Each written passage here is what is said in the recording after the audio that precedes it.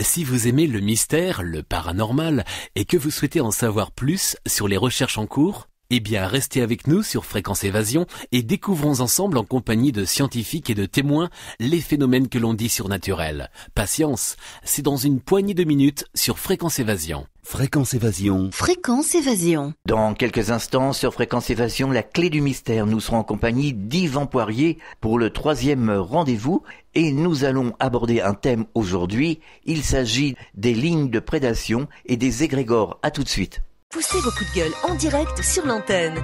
Composez le 09 79 35 29 60, le direct live de Fréquence Évasion. Vos messages seront diffusés chaque jour sur l'antenne. La crise, le pouvoir d'achat, le gouvernement et tout autre sujet d'actualité, c'est la libre antenne sur Fréquence Évasion 09 79 35 29 60. Coût d'un appel local est gratuit depuis une ligne internet. Partout, dans le Grand Sud, Fréquence Évasion. Yvan Poirier, bonjour et merci d'être avec nous. Bonjour, monsieur Alain, ça va très bien. Et vous-même? Très très bien, comme d'habitude. Oui, merveilleux. Pour moi, c'est de la musique à mes oreilles, c'est surtout de la lumière à mon cœur. Ah, c'est Quand gentil. j'entends les gens qui sont comme vous, dans une forme splendide, mais aussi dans un cœur ouvert, c'est ce que j'entends de vous. Ah, bien sûr, faut toujours être ouvert. Alors nous allons aborder les lignes de prédation et les égrégores. Tout d'abord, qu'est-ce qu'un égrégore et que sont les lignes de prédation pour les auditeurs qui découvrent notre émission? Évidemment que dans un premier temps, comme vous me demandez, c'est de parler des égrégores. Oui. Je vais vous faire, si vous me permettez, un bref historique du phénomène égrégorien, qui n'a rien à voir au chant grégorien en passant. On parle d'égrégore en passant. Je vais seulement que nuancer le mot. D'accord? Oui. Donc, historiquement, le mot égrégore signifie forme pensée. Le mot égrégore a été mis à l'index par la religion catholique romaine au Concile de Trente en 1545. Je ne sais pas si vous saviez ça. Non. La religion catholique, à ce moment-là, avait décidé de le retirer évidemment des textes pour des questions de principe et de rudiments qui étaient non conformes aux croyances ainsi qu'aux doctrines qui avaient été instituées par le catholicisme de l'époque. Voyez-vous, ça permet justement de comprendre pourquoi que la religion ne voulait pas dévoiler ce terme, ce mot, peu importe, là, à cause évidemment d'une mésentente entre certaines sommités religieuses du temps, notamment la religion protestante, ainsi que certains évêques, ainsi que certains apostolats, qui n'étaient pas d'accord au niveau des principes relatifs à la réincarnation. Pourquoi? Parce que ce mot ne représentait rien, dans le sens qu'on n'était pas en mesure de l'expliquer, puisque ça faisait partie de l'invisible. Le mot égrégore porte particulièrement, évidemment, à confusion face à l'interprétation qu'on disait de Dieu, par exemple. Parce que plusieurs pensaient que les égrégores étaient Dieu. Ce n'est pas Dieu nécessairement comme tel. On parle d'un principe beaucoup plus ésotérique, beaucoup plus une mythologie en fait. Parce que durant l'ère de cette révolution spirituelle, par de multiples hérésies, comme vous le savez qu'il y a eu plusieurs hérésies à cette époque-là, la question doctrinaire était très importante, voire essentielle à dire, à manifester. Il faut noter aussi qu'on parlait à l'époque de la mécanique de la réincarnation. Encore une fois, nous avons mis à l'index le mot réincarnation. On a parlé plutôt de monde du paradis où on était pour vivre, si vous voulez, une certaine une vie, si vous voulez, de beauté, puis d'enrichissement, etc., spirituel. Hein? C'est ce qu'on disait. Voyez-vous, la religion catholique romaine avait décidé à ce moment-là de mettre à l'index autant le mot réincarnationnel que le mot égrégore, parce qu'elle considérait que ces principes, voire ces concepts, n'étaient pas nécessairement terre à terre. Pour eux autres, là, il y avait besoin nécessairement de comprendre l'essentiel, que tout devait être focalisé, si vous voulez, centré sur l'aspect de Dieu, hein, sur la déité en tant que telle. Comme je vous le mentionnais tout à l'heure, le mot égrégore ou forme pensée signifie simplement agglomération d'énergie. Il forme une masse de force qui est en quelque sorte une mémoire cristallisée, voire pluralisée, ou encore ce qu'on appelle aussi une zone d'accumulation énergétique suite à des mouvements de pensée des êtres humains qui les forment évidemment. À partir du moment où les gens pensent qu'ils pensent, ils sont déjà là dans une pensée. La pensée provient, les pensées, dis-je bien, proviennent la majorité, la très grande majorité, des égrégores. Mm-hmm. Les égrégores, c'est une cumulation d'énergie. Cette cumulation d'énergie est omniprésente un peu partout. Est-ce qu'ils existent encore, les égrégores? Absolument. Ces autres actuellement qui empêchent justement la réunification, mais empêchent dans le sens qui nuit à la pondération des énergies qui sont émanées et qui empêchent nécessairement à ce que l'être humain soit libre dans sa forme pensée à lui-même, ainsi dans ce qu'il est dans son centre intérieur, si vous voulez, dans son intériorité. Les égrégores religieux sont alimentés. Pour vous donner des exemples, là, très simples, on parle des églises, dans les mosquées. On peut parler, en fait, d'endroits comme, vous savez, les églises, pour la majorité, ont des antennes, qui ont des pignons. Ouais. Ça, c'est ce qu'on appelle des éléments qui permettent d'attirer ou en fait de distribuer l'énergie dans les égrégores. Les gens qui prient dans une église, par exemple, qui vont se vouer à un saint ou encore à une icône ou encore une statue, peu importe, cela crée ce qu'on appelle une masse d'énergie lorsqu'ils prient. Cette masse d'énergie-là va nourrir, va alimenter l'égrégore. Autant l'égrégore de l'icône, autant l'égrégore, si vous voulez, d'une statue, ça, c'est manifeste. La croix, par exemple, c'est un autre élément.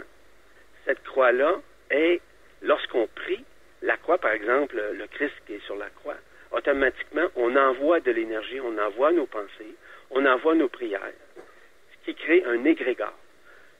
Les égrégores peuvent être néfastes comme fastes. Les égrégores peuvent permettre justement d'unifier ou de désunifier ou encore même de guérir. Je vais vous donner un exemple très simple.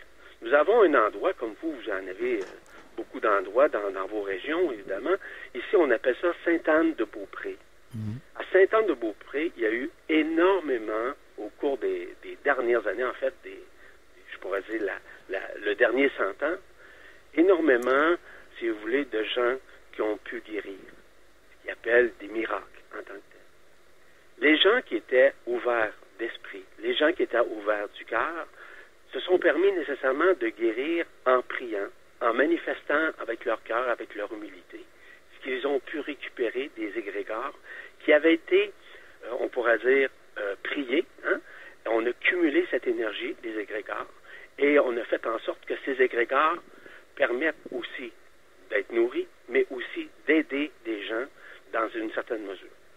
Il y a des égrégores nécessairement qui sont, on pourrait dire, négatifs, ou dans le sens qu'ils peuvent succuber votre énergie. Succuber, vous comprenez le terme succuber, là, dans le sens expliquez-nous. Vampiriser. Oui, vampiriser, d'accord. C'est ça, vampiriser vos énergies. Parce que ce sont nécessairement des nouveaux égrégores qui sont en train de se manifester, puis ont besoin de cumuler de l'énergie. Parce que c'est vivant, un égrégore.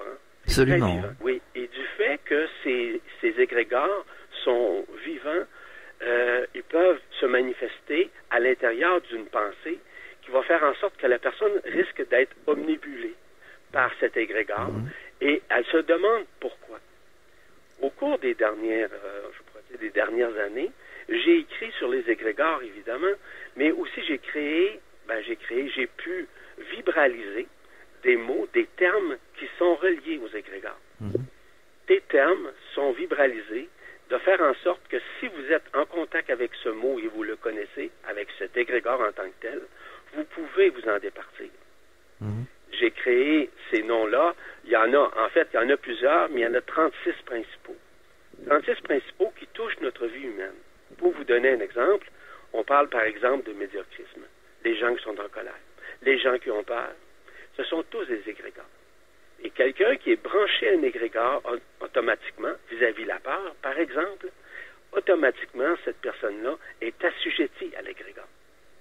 Mais elle ne le sait pas, elle ne le connaît pas.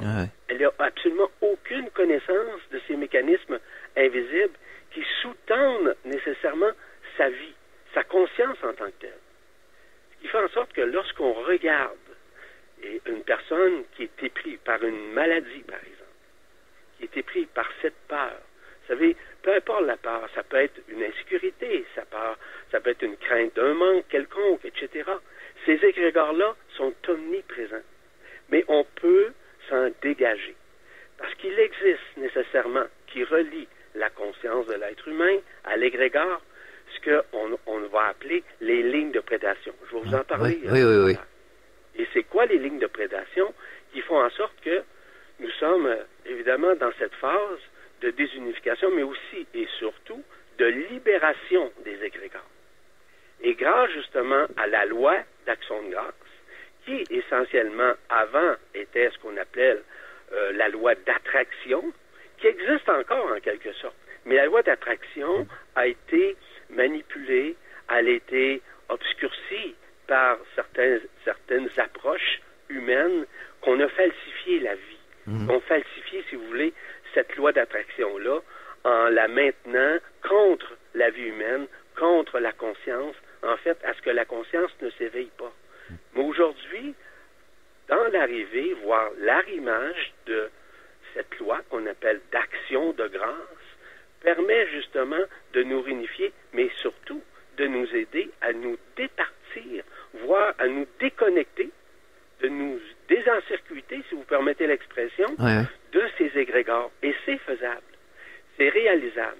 Et c'est pour ça d'ailleurs, puis j'ai beaucoup de demandes de la part des gens qui me demandent comment faites-vous, bien c'est très simple. Oui, justement. Lorsqu'on nomme un égrégore, parce qu'ils ont tous des noms, hein. Ils ont tous des noms, une vibration, et lorsque vous nommez la vibration, là, à ce moment-là, la ligne de prédation, si vous voulez, ce fil, ce cordon, fait en sorte que ça libère automatiquement. Et ça, je peux vous dire une chose, il y a des centaines de personnes qui se sont procurées de ces noms, de ces vibrations, qu'on appelle des noms d'égrégores, ou peu importe comment on le nomme, a permis à ces gens-là de complètement se dégager de ces égrégores. Et ça, ce n'est pas le fruit du hasard. C'est simplement que ces gens-là ont ouvert leur cœur, ont ouvert leur esprit, ont ouvert leur conscience à pouvoir nécessairement se départir. Parce que les lignes de prédation, ça représente quoi, au juste? Ça représente l'enfermement, que nous avions nommé à l'époque le système de contrôle du mental humain. On se demande pourquoi qu'on est à contrôler. Bah oui, justement, pourquoi? Justement, à ces lignes de prédation. Et ces lignes de prédation ne sont pas nécessairement de la lumière vibrale. Ces lignes de prédation sont ce qu'on appelle comme des ondes de forme. Des ondes de forme qui peuvent être très enfermantes, comme elles peuvent aussi être libérantes, dépendant toujours du niveau de conscience et du taux vibratoire d'une personne qui vit cet enfermement. L'enfermement, c'est toujours relatif à la conscience. Je suppose qu'il y a une technique justement pour se libérer de tous ces égrégores qui sont néfastes. Certainement, c'est un peu ce que je vous disais. Concrètement, comment on fait? C'est très simple. La première des choses pour la libération d'un égrégore, il faut nécessairement être... Bon, écoutez, je ne vous expliquerai pas toute la mécanique parce que ça sera très très long, toute la mécanique de fonctionnement. J'ai écrit là-dessus et c'est disponible si les gens veulent aller sur la presse galactique et pouvoir le lire, c'est disponible. Mais simplement pour vous dire, pas parce que je veux m'en débarrasser, c'est simplement que ça serait très long d'expliquer ça. Je passerais 3 heures avec vous, tous les détails, tous les tenants et aboutissants de tout ça. Donc, mais pour vous donner un exemple, par contre, de ce système de libération, c'est au départ d'ouvrir son cœur et de pouvoir interpeller le nom de l'égrégore. Mais il faut les connaître. Donc, c'est pour ça que moi, je l'offre aux gens, si les gens veulent se le procurer, ils peuvent nécessairement avoir cette liste-là, de ces égrégores. Et à partir du moment où ils appellent l'égrégore selon, entre guillemets, un certain protocole de demande, je peux vous assurer que ça fonctionne. Ça fonctionne très, très bien. Je pourrais vous donner un exemple d'un égrégore. Mettons là, que vous vous sentez médiocre dans la vie. Médiocre, ça veut dire que autant vous pourriez vous sentir parfois supérieur dans certains moments, autant dans d'autres moments vous vous sentez inférieur. Vous comprenez? On appelle ça le médiocrisme. OK? Il y a un nom à ça. OK? Le nom là, de l'entité, c'est Shinoban. À partir du moment où vous appelez le nom Shinoban, la vibration fait en sorte que vous vous libérez de la ligne de prédation. Et je vous rappelle que la ligne de prédation, c'est quoi au juste? La ligne de prédation, c'est un cordon qui vous relie, qui relie votre conscience à cet égrégore. La vibration que vous amenez lorsque vous interpellez l'entité, on appelle l'égrégore évidemment, la vibration va faire vibrer ce cordon, cette ligne, peu importe comment on l'appelle, il va se déconnecter de l'égrégore. Est-ce que l'égrégore quitte? Non. L'égrégore demeure, mais il est déconnecté de votre conscience. D'accord, oui, tout à fait. C'est tout simple, c'est aussi simple que ça. Et ça, là, ce sont des liens multidimensionnels qui permettent justement de nous libérer. Ça fait partie encore de ce processus de libération dans lequel nous sommes actuellement afin de faire en sorte de nous libérer des anciennes formes, de nous libérer de l'assujettissement ou du conditionnement qui maintenait notre conscience endormie. Et c'est pour ça que j'en parle beaucoup des égrégores, de s'en départir, c'est une façon de parler, de plutôt se dégager des égrégores, de pouvoir nécessairement être libéré de ces égrégores à partir du moment où nous pouvons le faire en fonction de l'appel que nous effectuons. Alors, de la façon dont on l'appelle, justement, hein, pour s'en libérer, il faut peut-être pas se tromper. Est-ce qu'il y a un rituel? Est-ce qu'il suffit de prononcer le nom de cet égrégore? Ou alors il faut lui dire, je sais pas, par exemple, laisse-moi tranquille. Enfin, est-ce qu'il y a un rituel particulier? Tout à l'heure, je vous mentionnais qu'il y a effectivement un protocole à suivre. Le protocole est très simple. Premièrement, si on est capable de rentrer à l'intérieur de soi, c'est-à-dire de pouvoir méditer, de pouvoir se connecter à soi-même, de pouvoir être bien, être libre, d'être seul, de pouvoir le faire directement avec l'égrégore. Donc, vous interpellez l'égrégore à partir du moment où vous êtes bien avec vous-même. Si, par exemple, vous êtes dans une peur d'appeler l'égrégore, il serait peut-être préférable que vous passiez à un autre type d'égrégore pour vous en départir avant. Parce que les gens qui se sentent médiocres, je reviens là-dessus. Le médiocrisme, là, c'est probablement des éléments qui nous empêchent nécessairement de prendre notre place, d'être en confiance avec soi-même.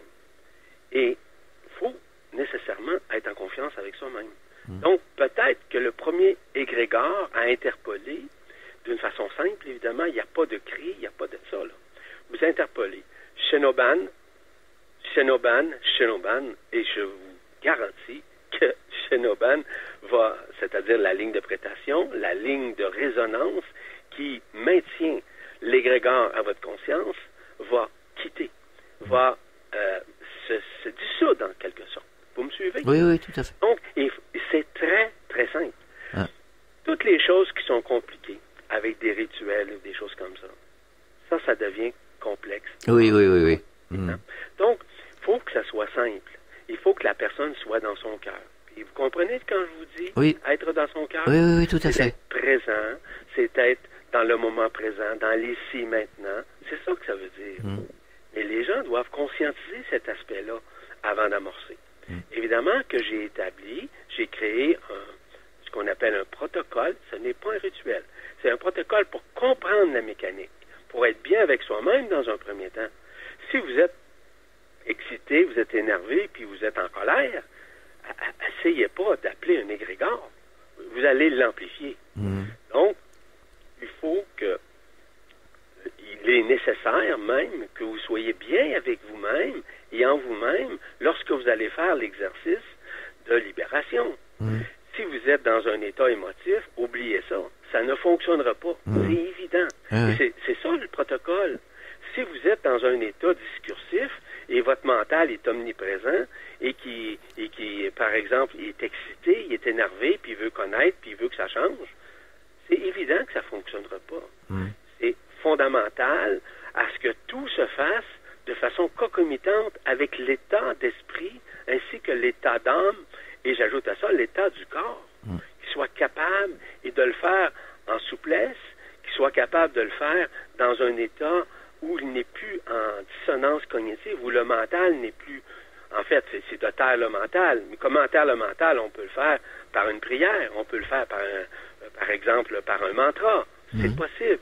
Il y a d'autres mécanismes aussi qui sous-tendent tout ça. Parce que les lignes de prédation, ce sont des cordons. Je vous le répète. Des cordons, des filaments, peu importe le terme. Là. Ces cordons-là sont amplifiés de plus en plus que l'égrégore est gros ou grand, de plus en plus que cette corde ou cette ligne de prédation est puissante. Donc, l'appel peut se faire systématiquement à l'intérieur de la personne à partir du moment où il a ouvert son cœur, parce que l'ouverture du cœur, c'est le fait de ne plus croire en quoi que ce soit, croire en soi, là. Je veux dire, croire à l'extérieur.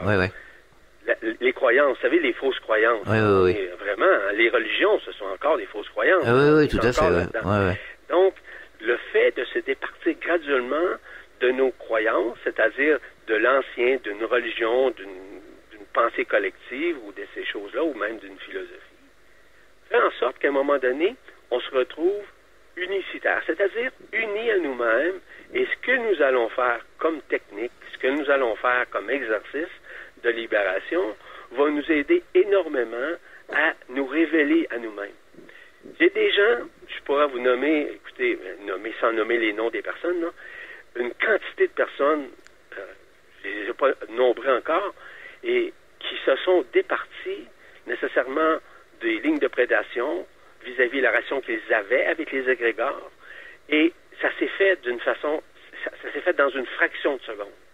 Ils ont senti la ligne de prédation se libérer d'eux. Ils l'ont senti, ils l'ont vibré, ils l'ont même entendu dans leur tête, un peu comme un circuit, si vous voulez, ou un court-circuit qui éclate. Oui, tout à fait. Ce n'est pas le fruit du hasard, ces choses-là.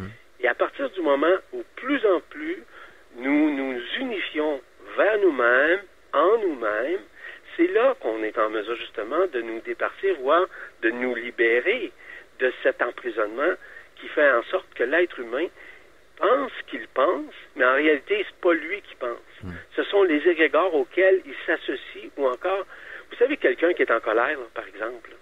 Quelqu'un qui est en colère, pensez-vous que c'est vraiment cette personne qui est en colère? Ah non. Jamais. Ce n'est pas lui. C'est une partie de lui qui se manifeste et qui le rend colérique. Donc, en interpellant l'égrégore de la colère, automatiquement, il va graduellement, ou même dans un instant, s'en départir, comme on dit l'expression, en criant lapin. On marque une pause dans la clé du mystère, on revient dans quelques instants.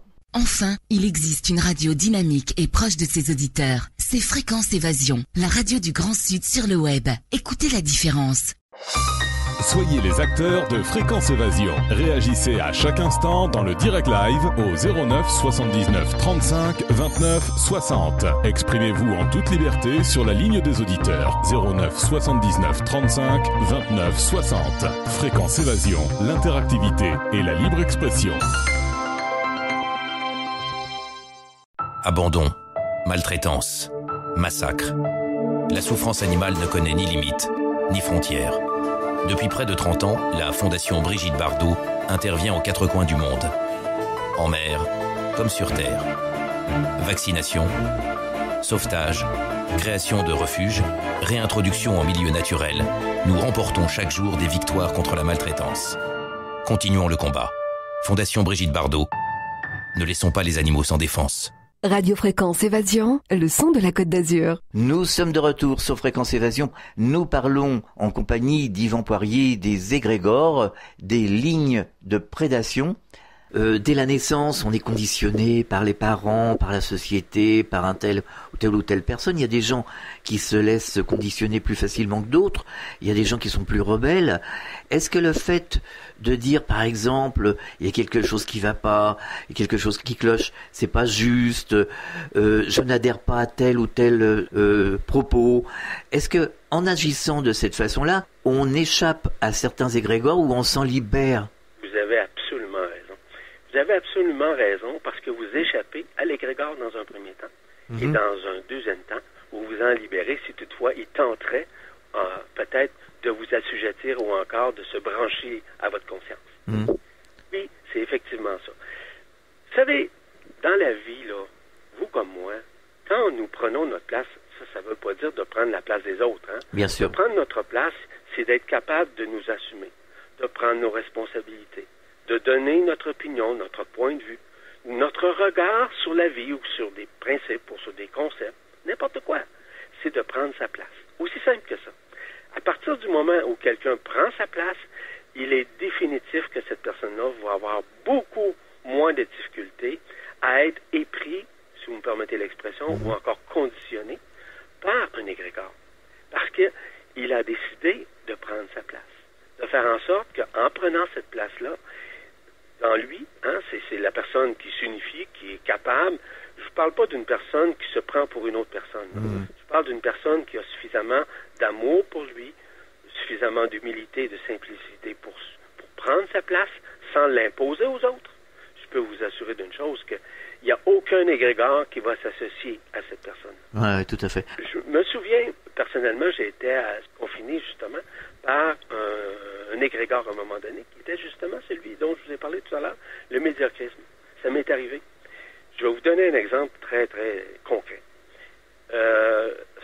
Dans début des années 90, je m'en vais donner une conférence sur l'ego, sur la personnalité, sur le mental. Ça va? OK? Oui. Et ça fait longtemps de ça, là, ça fait plusieurs années. Et lorsque je me pointe, je suis prêt, je veux dire, psychologiquement. Quand je viens pour commencer, pour amorcer, un blanc de mémoire total. Total.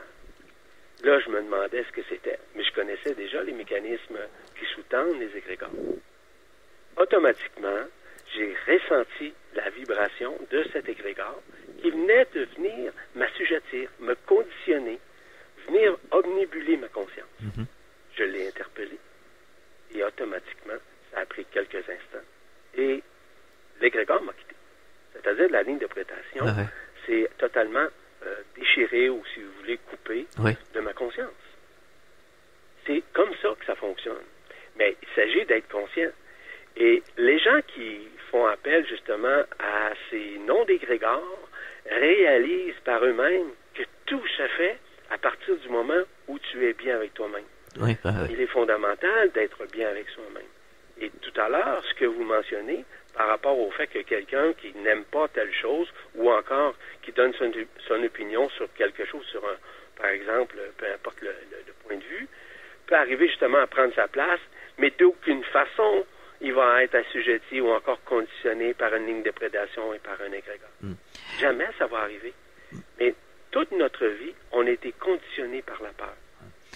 La peur, c'est le plus gros égrégore qui existe. Il n'y a pas de plus gros égrégore que la peur. On répand la peur partout aujourd'hui. Oui. Donc, on alimente la peur.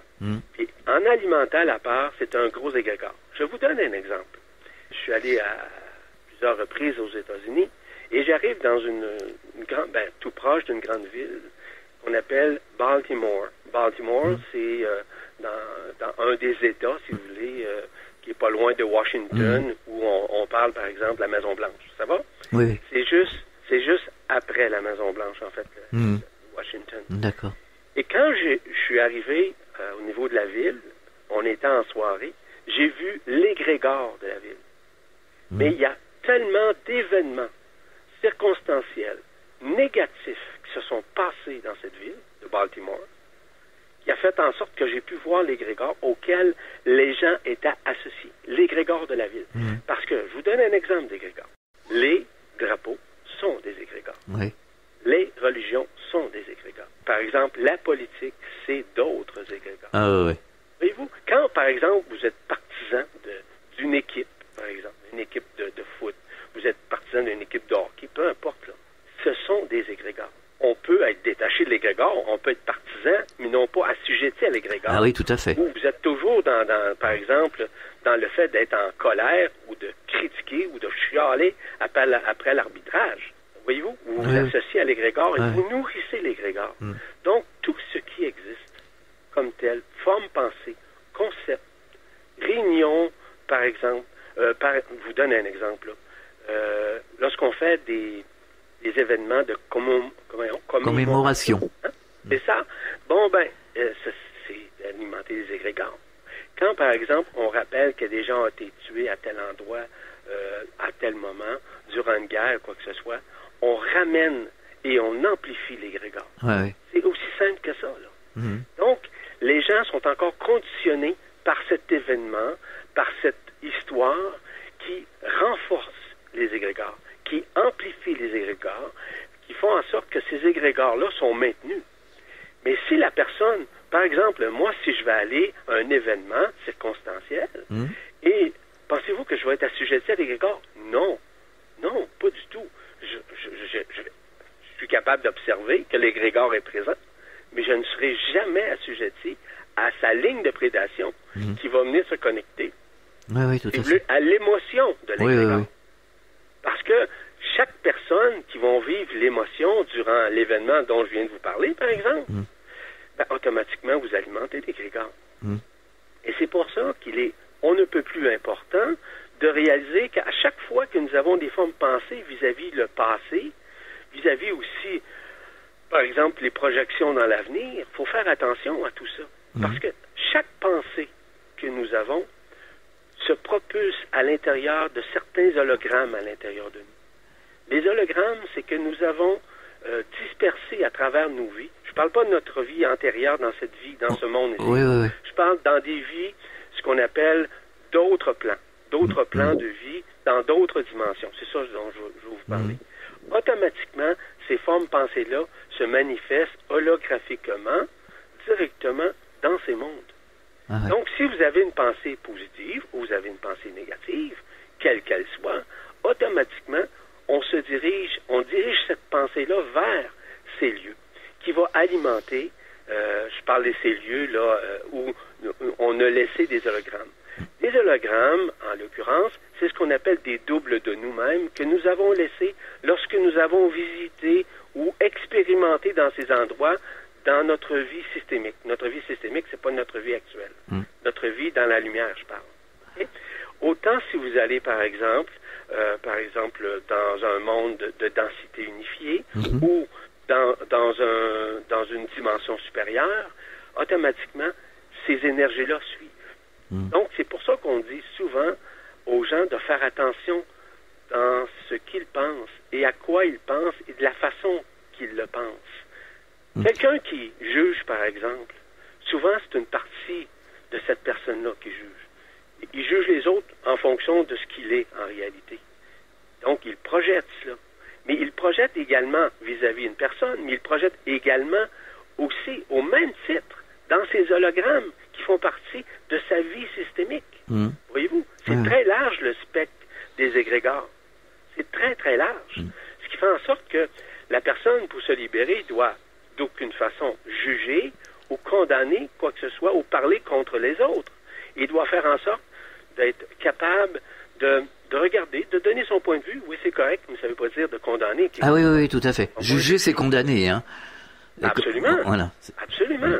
Donc, voyez-vous, c'est très large. Parce que les égrégores sont la manifestation même qui empêche l'être humain d'être bien avec lui-même, d'être libre. Juger, c'est condamner, mais ça ne veut pas dire que le fait de vouloir juger, on peut très bien dire je n'adhère pas, tout simplement. Absolument. Je vous donne un exemple. Quand on juge quelqu'un, par exemple, peu importe ce qu'il a fait, de bon, de mauvais, peu importe, on le juge, on apporte un point de vue, mais aussi, parce que le point de vue peut être un jugement aussi. Un regard peut être un jugement. Une opinion peut être un jugement aussi. C'est très relatif, ça, encore. Qui juge en réalité? C'est toujours la personnalité, le mental ou l'ego. En fonction de quoi? En fonction de ses connaissances, en fonction de ses principes à lui, en fonction de sa réalité. Lui juge que c'est comme ça, puis l'autre personne qui, par exemple, qui est jugée en tant que telle, lui ne voit pas de la même façon que l'autre. Donc, vous savez, celui qui juge ment. Donc, c'est un mensonge. Parce que si on connaissait vraiment la vibration d'une personne, je ne parle pas de son ego, de sa personnalité, de son mental. Je parle de la vibration du cœur d'une personne. Jamais on jugerait quiconque. Et encore moins, on condamnerait jamais qui que ce soit ou quoi que ce soit, peu importe ce qui pourrait arriver dans la vie. Mais quelque part, ça nous ramène à l'éducation, ça. Oui, absolument. Moi Ça, c'est une chose que je retiens de mes parents. Mes parents que j'aime beaucoup, mais qui sont décédés, là, mais que j'aime beaucoup, je les aime encore, parce qu'évidemment, je sais qu'ils sont présents dans mon cœur. Bien sûr. La première des choses qu'ils nous ont dit, qu'ils nous ont enseigné, nous étions 6 enfants chez nous, c'est ne jugez jamais au niveau des apparences. Essayez toujours de connaître les deux versions, les deux côtés de la médaille. Ne jugez jamais en fonction de ce que quiconque peut dire envers quelqu'un. Ça, ce sont des fondements, ce sont des enseignements fondamentaux qui nous ont permis d'être éduqués, non pas dans le jugement, mais surtout dans le regard, dans l'observation, puis de faire attention à ce que nous disons de quelqu'un, sans connaître vraiment la vérité de cette personne. Qu'est-ce qu'on connaît d'une personne? Est-ce que cette personne-là, par exemple, qui est jugée, est dans une détresse? Est-ce que cette personne-là a été battue quand elle était oui, tout à jeune? fait. Tout à fait. Vous me suivez, hein? Oui, tout à fait. Mais juste une petite parenthèse, ça nous ramène justement à Nicole Dron, qui avait vécu, que je cite à chaque fois dans ses émissions, qui avait vécu une NDE. On lui a dit de l'autre côté, qu'est-ce que tu as fait pour les autres, comment as-tu aimé? Et elle a compris qu'il fallait simplement développer le bien qu'il y avait en l'individu, le potentiel. Donc, sans juger quelqu'un, on peut très bien essayer d'essayer entre guillemets de mettre la personne, d'essayer de mettre la personne dans la lumière. Vous voyez ce que je veux dire? Vous avez absolument raison. Oui. C'est ce que je pense aussi. Voilà. Essayer de l'élever, de n'importe, même si c'est pour des choses banales. Enfin, il n'y a rien de banal, je pense. Non, c'est vrai, vous avez raison. Il n'y a rien de banal. Puis, en quelque sorte, c'est que chacun fait les choses en fonction de son éducation, en fonction de sa psychoéducation, en fonction de sa vie dans laquelle il a vécu, de la façon qu'on a pris pour l'éduquer, ou encore dans des moments où il a été peut-être rejeté, peut-être qu'il a été abandonné. Mais qu'est-ce qu'on connaît de cette histoire-là, nous? Donc, pour qui on se prend pour juger ou condamner quelqu'un vis-à-vis ce qu'il est? Je vous donne un exemple. Je connais des gens qui ce qu'on appelle quasiment des tueurs notoires. Moi, je suis allé dans les prisons. Okay? Je suis allé dans les prisons pour faire du bénévolat il y a quelques années. Je parle de ça, là. Écoutez, je parle des années 70, là. Et je vais vous dire une chose, que jamais, et au grand jamais, j'ai jugé ces gens-là lorsque j'étais là, entre guillemets, comme intervenant. Je suis allé là en regardant ces êtres-là, puis ils m'ont surtout raconter leur histoire. Et si, par exemple, n'avais pas su leur histoire, j'aurais été peut-être le premier à juger leur comportement vis-à-vis soit qu'ils ont tué, soit qu'ils ont volé, soit qu'ils ont usurpé, peu importe. Et d'aucune façon je pouvais les juger parce que lorsqu'ils étaient face à moi, ils étaient ouverts pour me raconter ce qu'ils ont vécu à partir de leur petite enfance. Et à quel point et par quoi ils ont passé pour se rendre là. Pour réaliser que ça a commencé par voler une boîte de gomme pour pouvoir par la suite voler une banque. Mais il y a quelque chose qui s'est produit. Est-ce qu'il y a eu un manque d'encadrement? Est-ce qu'il y a eu un manque d'éducation? Sûrement à l'intérieur de ça. Donc, j'écoutais ces gens-là. Je ne parle pas d'une personne, je parle de plusieurs personnes. Et j'ai réalisé que ces gens-là étaient vraiment, dans une certaine mesure, pour certaines personnes évidemment, dans une très grande détresse. Dans le fait qu'ils ont été jeunes, rejetés, ont été abandonnés jeunes à leur propre, on va dire, autonomie, à quelque part. Quoique c'est pas vraiment l'autonomie, mais à quelque part, on les a laissés libres de faire ce qu'ils voulaient, quand ils voulaient. Et peu importe ce qu'ils faisaient, ce soit de voler ou de mentir, cela faisait partie justement de leur vie. Donc, pour moi, comment j'aurais pu, honnêtement, juger ces gens-là parce qu'ils m'apportaient leur vibration, m'apportaient leur honnêteté dans leur histoire, en me racontant justement ce qu'ils ont vécu. Donc, c'est pour ça que je vous dis, d'aucune façon, on peut juger quiconque pour quoi que ce soit. On ne connaît pas l'histoire de la personne. Et si on connaissait son histoire systémique, c'est-à-dire de l'autre côté de la lumière, ce serait encore plus facile de ne jamais juger. Au contraire, bien sûr. Ce serait justement de s'émerveiller à ce qu'il a accompli dans cette vie systémique, dans ce monde de la lumière, avant de s'incarner, par exemple, dans notre monde. Oui, Encore tout une à fois, fait. ce sont des sujets fort intéressants à parler, à communiquer. En ces moments de grâce, nous sommes là-dedans. Là. Nous sommes vraiment dans cette action de grâce et l'action de notre vie. Aujourd'hui, de plus en plus, on se départit. En fait, je dirais plutôt que de plus en plus, on s'écarte de la voie de l'action-réaction. Donc, de la voie du karma, de la voie du libre arbitre. De plus en plus, on se départit de ça pour pouvoir se connecter à soi-même et de pouvoir s'unifier à soi-même. Mais pourquoi on ne le fait pas toujours? C'est parce qu'on est encore attaché à ces lignes de prédation qui conditionnent notre conscience et qui nourrissent nécessairement ces égrégores. Parce que nous sommes liés encore à la peur, mais surtout au doute. Nous doutons beaucoup.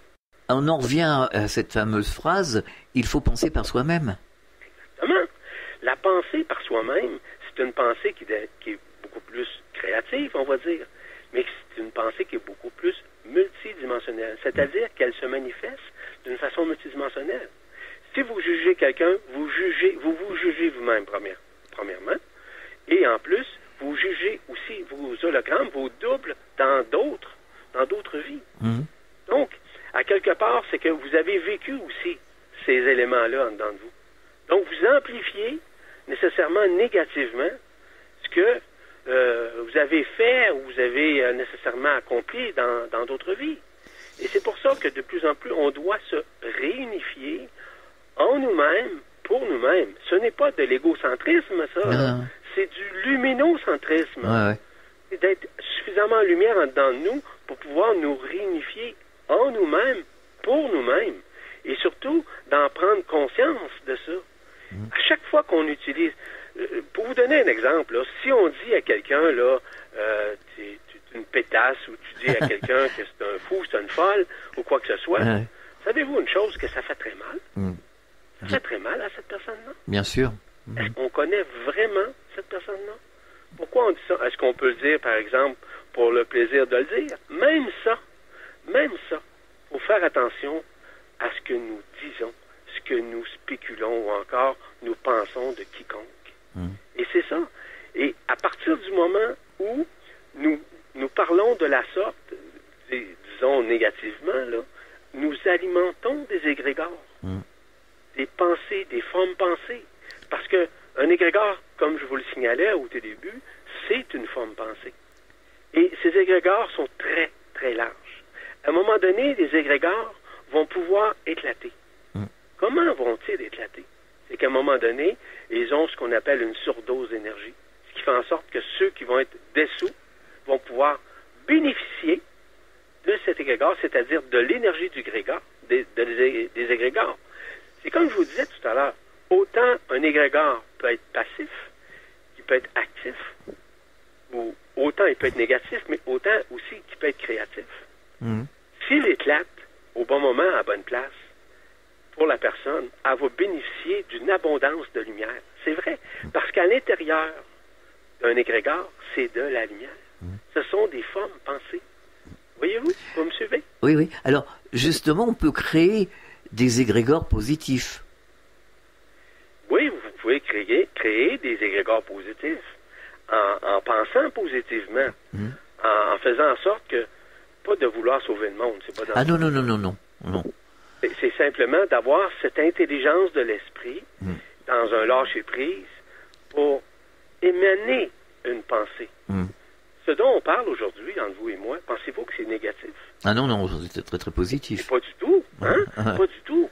On émane une énergie, une fréquence, une onde d'énergie qui s'exprime et qui va permettre sûrement à certains auditeurs de pouvoir comprendre un tant soit peu ce que peut représenter un égrégore et comment on peut arriver à penser.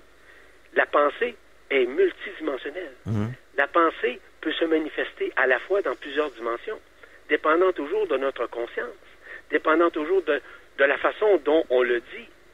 Ce n'est plus un jeu d'orgueil, ce n'est pas un jeu d'ego non plus, hein, de penser positivement, d'envoyer des pensées à quelqu'un. Vous savez, dernièrement, une de mes amies, justement, de la France, qui m'a écrit, me dire qu'il y a un de ses très grands amis qui est très malade et qu'elle a envoyé un courriel, un mail à tout le monde pour demander au moins d'avoir une pensée. Voyez-vous? Une pensée. Ouais. Cette pensée-là, que moi j'ai transmise en lui confirmant que oui, ma pensée était là pour cette personne-là, elle m'a écrit 3 jours plus tard pour me dire que la personne était guérie. C'est pas moi qui l'ai guérie, c'est pas ça que je vous dis. Je vous dis que l'ensemble de l'œuvre qu'elle a demandé à tout le monde, fait en sorte, par une pensée positive, créative, multidimensionnelle, a manifesté une énergie, une puissante énergie, pour aider la personne à guérir. Voyez-vous? Oui, tout à fait. On parle de positivisme, mais pas dans le sens positivisme, moi je pense positif, c'est pas dans ce sens-là. Je parle dans l'essence du cœur, dans oui, tout à fait. C'est dans cet élément-là que j'amène les gens, dans l'intention que vous portez vis-à-vis une pensée qui est créative, une pensée qui est multidimensionnelle. C'est dans ce sens-là. On marque une pause dans la clé du mystère, on revient dans quelques instants. Fréquence Évasion, la radio qui fait parler les gens du Sud. Fréquence Évasion. Fréquence Évasion. Soyez les acteurs de Fréquence Évasion. Réagissez à chaque instant dans le direct live au 09 79 35 29 60. Exprimez-vous en toute liberté sur la ligne des auditeurs 09 79 35 29 60. Fréquence Évasion, l'interactivité et la libre expression.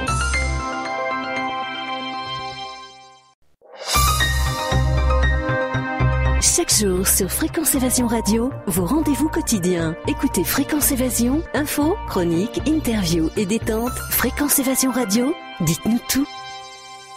Fréquence Évasion, c'est la chaleur provençale, une vraie bouffée d'oxygène. Fréquence Évasion, le soleil du Grand Sud. Nous sommes de retour sur Fréquence Évasion pour la dernière partie de l'émission. Nous parlons en compagnie d'Yvan Poirier des égrégores, des lignes de prédation. Mais alors tout à l'heure on parlait du jugement, mais par exemple si on est entouré de, et ce qui arrive pour beaucoup d'entre nous, de gens qui sont négatifs, qu'on ne peut pas, on ne peut rien faire. Je veux dire, au bout d'un moment on est obligé de lâcher prise. Ce n'est pas vouloir les juger que de se retirer. C'est justement ce qu'il faut faire. Il faut se retirer. De toute façon, les gens qui sont dans le jugement, généralement, si vous n'êtes pas dans le jugement, ces gens-là vont s'écarter de votre conscience. Vont s'écarter de vous graduellement. Vous n'aurez pu d'aucune façon à les rencontrer. Vous n'aurez pu d'aucune façon parce qu'ils ne font pas partie de, vous savez, de votre aura. Oui, tout à fait. Votre aura. Ce que vous rayonnez, OK, à un moment donné, ces gens-là vont vous quitter. C'était seulement qu'un croisement, peut-être pour vous faire prendre conscience. Pas que ces gens-là sont nécessairement toujours négatifs, mais à quelque part, c'est pas ce genre de vibration-là qu'on aime dans notre vie. À ce moment-là, s'il y a des gens qui sont négatifs, j'en connais, évidemment, de mon côté, mais ces gens-là, ils se sont, comment je vous dirais, écartés par eux-mêmes. J'ai pas eu besoin de faire quoi que ce soit, parce que moi, ma pensée est beaucoup plus axée sur la multidimensionnalité que sur l'égocentrisme. Ou encore sur le jugement, parce que je peux pas juger, je peux pas me permettre de juger. Bien sûr. Oui, mais j'ai constaté ça aussi. Alors, la planète, la Terre, a son propre égrégore. La planète avait son égrégore. Maintenant, elle est départie de son égrégore. Maintenant, la planète Terre est départie de l'égrégore dans le sens que l'égrégore auquel elle était associée était relié à quoi? Elle était relié à la matrice astrale. La matrice astrale a quitté. Maintenant, il y a effectivement de petits égrégores qui existent encore. Les formes pensées dont je vous ai parlé, que ce soit la peur, l'insécurité, la crainte du manque, la colère, tout ce que vous pouvez imaginer comme ce qu'on vit aujourd'hui. Le médiocrisme, etc. Écoutez, je pourrais vous en nommer plusieurs. La liste que j'ai faite, j'en ai fait 36.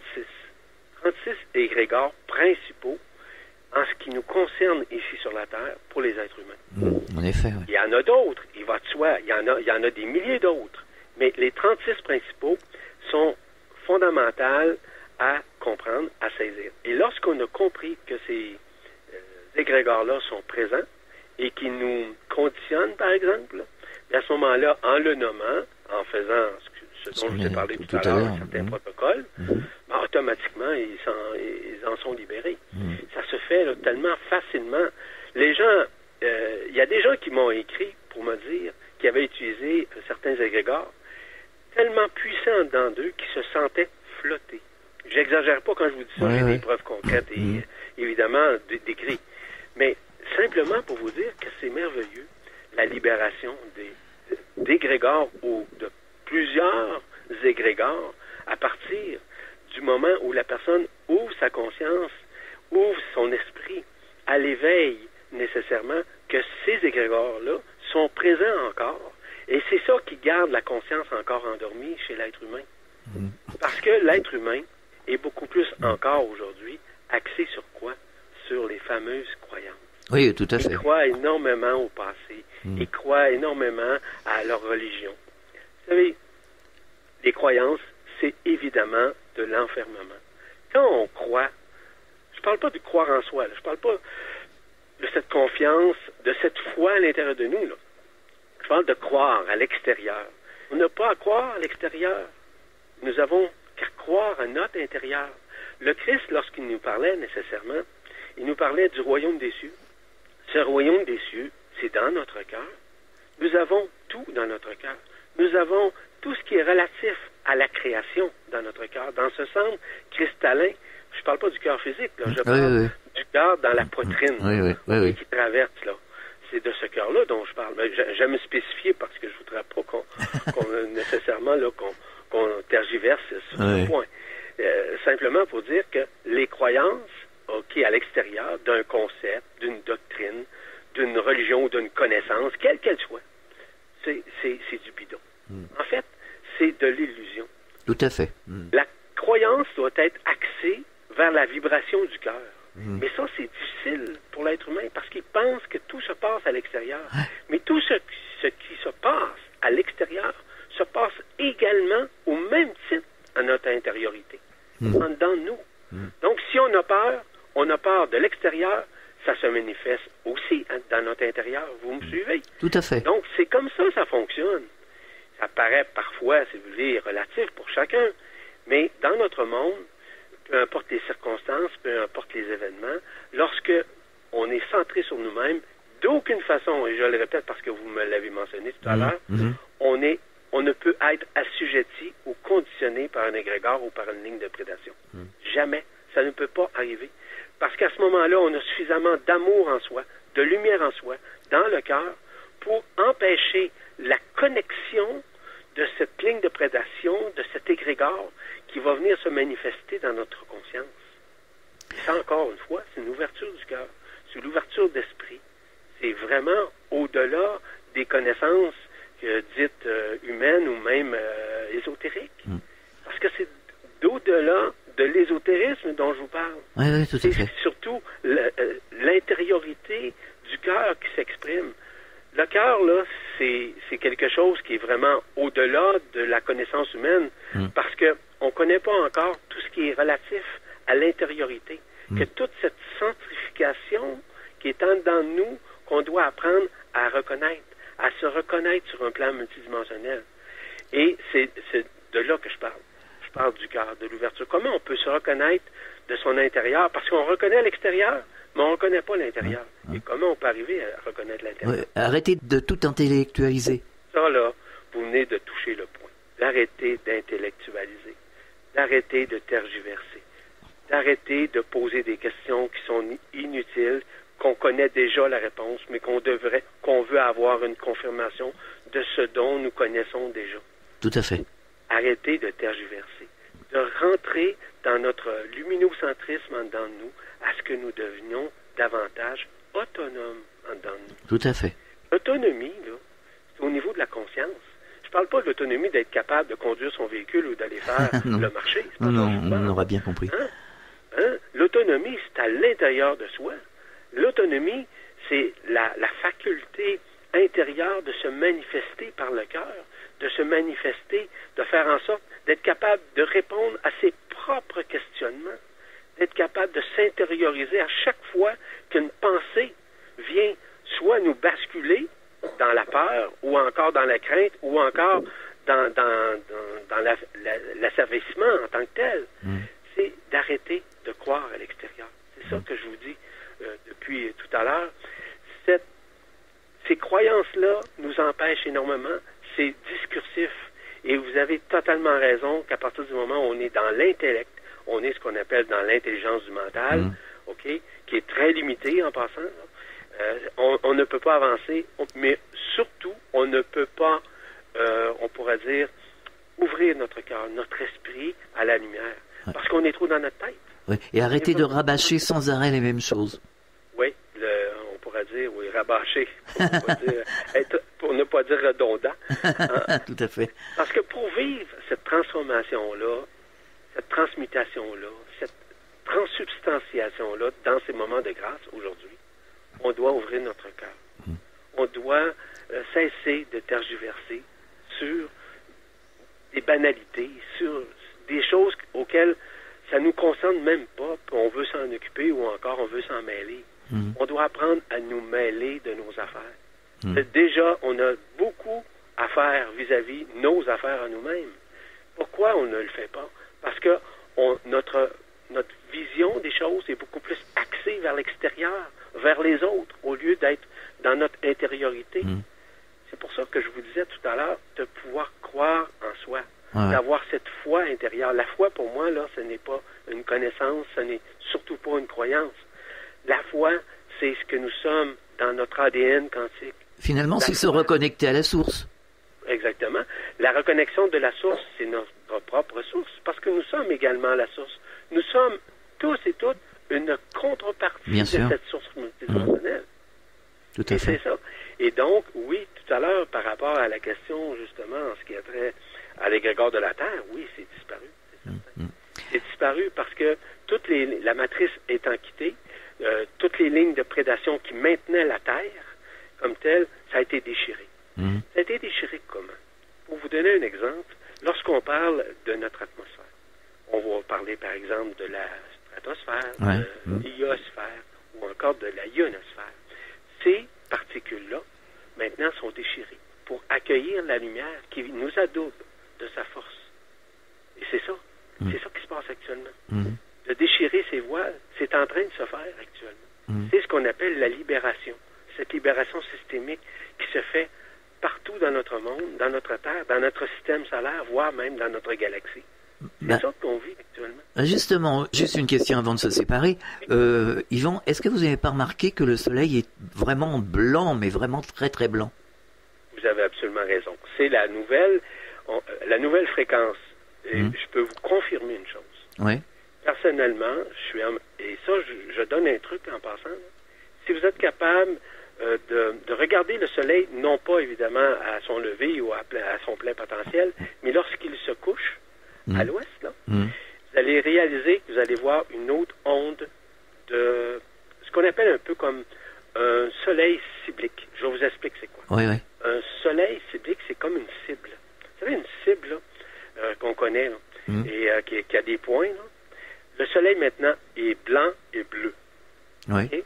Contrairement à ce que les gens pensent, là, c'est que son aura est blanche et il y a aussi incrémenté d'énergie bleue, de strates bleues qui sont arrondies, évidemment, comme le Soleil, il va de soi. Donc, il n'est plus ce qu'on appelle jaune.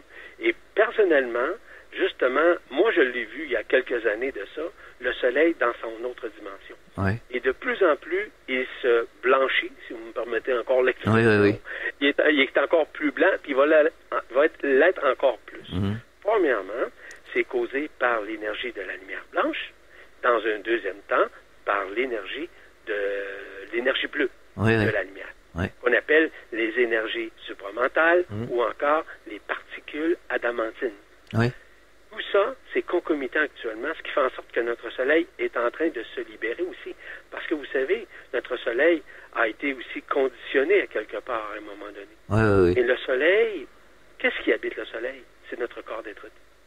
Notre corps d'être-té, c'est notre corps d'éternité. Il habite le Soleil. Savez-vous qui est le gardien du Soleil? C'est Christ Michael. Christ Michael, c'est lui le gardien du Soleil. C'est lui ce qu'on appelle le Logos solaire. Mais il est également le gardien de notre corps d'être-té. Et lorsque nous serons nécessairement en paix avec nous-mêmes et refusionnés, on pourra retrouver ce corps d'éternité qui va nous permettre enfin d'ascensionner. Alors, une chose que j'ai remarquée, depuis quelque temps, mais qui a l'air de s'accentuer, c'est que le soleil est vraiment blanc. Et alors, on n'a plus la même luminosité. Je peux pas définir, c'est plus comme avant. C'est-à-dire que on a l'impression que c'est blanc. C'est comme si on avait mis un filtre. Oui, vous avez raison. Vous vous souvenez au tout début, je sais pas si c'était lors de notre entrevue, je vous ai dit qu'actuellement, on est en train de sacraliser la Terre. Oui. Sacraliser la Terre, ça veut dire mettre de la lumière dans la Terre. Par quoi? Par les 4 éléments dont je vous ai parlé tout à l'heure, qui sont reliés à quoi? À l'air, à l'eau, au feu et à la terre, qu'on appelle les Hayat HaKodesh. Ces 4 feux, qui sont des vortex multidimensionnels, sont en train de purifier la Terre, tout en nous purifiant également. D'accord. Et c'est pour ça que cette Terre est en train d'être spiritualisée, dans le sens sacralisée, où il y a plus de lumière. Cette Terre-là, c'est une terre de feu. C'est un joyau.